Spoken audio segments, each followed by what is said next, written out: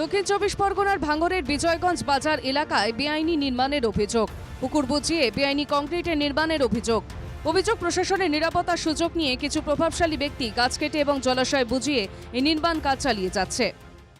যে সাইফুল মোল্লা আমাদের এই জায়গাটা কিনেছে, তার বাড়ি হচ্ছে মরিচায়। তিনি এই যে ঝামেলা চলছে এই জায়গাটার উপরে 144 করা হয়েছে, তিনি জোর করে এই কাজটা করছেন। ওনাকে বারংবার বারণ করা হয়েছে, কিন্তু উনি শুনছেন না।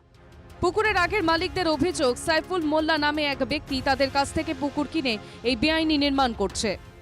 হচ্ছে মানে আমার যা বিক্রি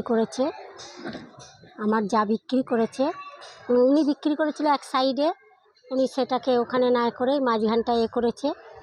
আর এই পুকুর আমার শ্বশুর কিনে রেখে গেছিল, এখন হঠাৎ করে বিক্রি করাতে ওরা ওই সাইডে নেয়নি, এই সাইডে নিয়েছে। নিয়ে বিরোধীদের অভিযোগ, তৃণমূল এবং পুলিশের মদতেই চলছে এই বেআইনি নির্মাণ। আরও দাবি, অবিলম্বে পুলিশকে ব্যবস্থা নিতে হবে। এটা তো আমাদের মাননীয় মুখ্যমন্ত্রীও বলেছে যেগুলো করা যাবে না, তারপরে হচ্ছে কেন? তাহলে এটাকে পাশেই বিএলআর অফিস, একদম তার গায়ে, তাহলে বিএলআর অফিসের গায়ে এরকম একটা ইলিগাল কনস্ট্রাকশন যদি হয়ে থাকে, তাহলে সেটা থেকে ইমিডিয়েটলি বন্ধ করা উচিত।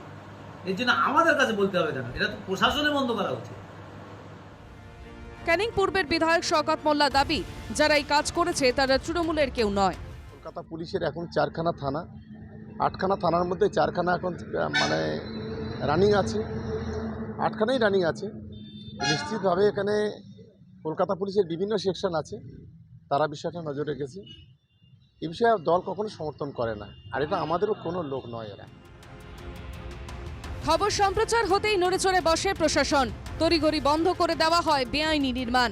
এনকেটিভিকে ধন্যবাদ জানান অভিযোগকারীরা। Bureau report, NKTV Bangla.